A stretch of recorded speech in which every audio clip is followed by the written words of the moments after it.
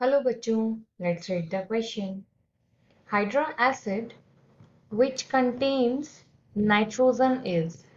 अब देखो, हमें इनमें से पहचानना है कि कौन सा नाइट्रोजन का ऐसा एसिड है जिसे हम हाइड्रा एसिड कह सकते हैं और जो नेचर में एसिडिक होगा।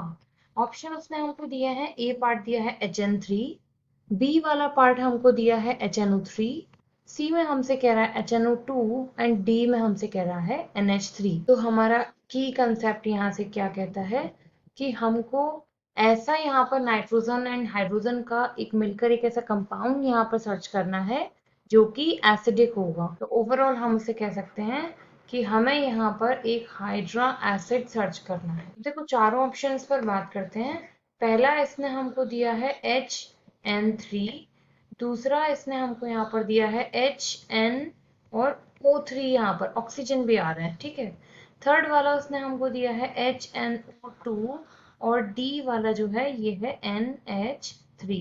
अगर मैं इनके नाम की बात करूं तो इनको हम नाम क्या क्या दे सकते हैं। देखो, पहला वाला जो है इसको बोला जाता है हाइड्राजोइक एसिड। हाइड्रोजोइक एसिड को और भी नाम दिए जा सकते हैं, इसे हाइड्रोजन, और एजो जो है वो नाइट्रोजन को बोला जाता है, तो इसे हाइड्रोजन अजाइड भी बोला जा सकता है। अजाइड जहां भी लग जाएगा वहां बेटा आपको 3 नाइट्रोजन ध्यान रखने हैं कि वहां लिंक जरूर होंगे। तो एक हो गया आपका हाइड्रोजन अजाइड, और इसे हम एक और नाम दे सकते हैं अजोइमाइड। ये 3 जो है ये इसके यहाँ पर नाम हो जाएंगे। इसका नाम हम जानते हैं HNO3 का, बहुत ही बेसिक है, नाइट्रिक एसिड। बहुत टाइम से हम लोग शायद क्लास 8th 9th से पढ़ते आ रहे हैं नाइट्रिक एसिड का नाम। इसके बाद HNO2 पर आए तो इसको हम बोलते हैं नाइट्रस एसिड। एक यहाँ पर वैलेंसी कम होने से हम नाइट्रस लगा देते हैं। और NH3 हम लोग जानते हैं ये होता है हमारा अमोनिया। अब इन चारों में हम अगर कंपेयर करें तो वो देखो हमसे क्या मांग रहा है, हाइड्रा एसिड के बारे में बात कर रहा है। तो अगर हम इस बी और सी के बारे में देखें तो यहाँ पर सिर्फ हाइड्रोजन लिंकेज नहीं है नाइट्रोजन से, ऑक्सीजन भी उसका एक लिंकेज है। तो ऐसे में वो हाइड्रा वाले पार्ट का नहीं आएगा, वो हाइड्रोक्सी वाला आपका पार्ट हो जाएगा। तो ऐसे में ये दोनों हमारे लिए क्या हो जाते हैं, यहाँ से कैंसिल। अब बच रहा है हमारे पास option A and option D. तो या तो हमारे पास HN3 है या फिर NH3 है जो इसका एसिडिक होगा। तो देखो हम लोग ये वाली क्वेश्चन NH3 का एक क्वेश्चन क्लास 11th में पूछा जाता है, why NH3 acts as Lewis base।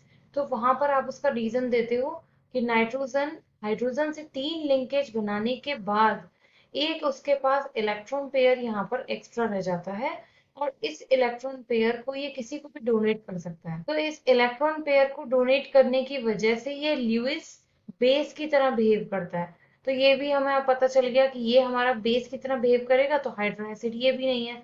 तो बचा क्या हमारे पास, ऑप्शन नंबर ए, HN3। ये हाइड्रोजोइक एसिड जो है ना, ये इसीलिए इसका नाम एसिडिक दिया है क्योंकि ये बहुत इजीली अपना हाइड्रोजन रिएक्शन में किसी भी कंपाउंड को अगर उसे रिएक्ट करना है या अटैक करना है, सबसे छोटा जो है वो लीस्ट है हाइड्रोजन, तो ये जल्दी से निकाल के अपना हाइड्रोजन उसको प्रोवाइड कर देगा।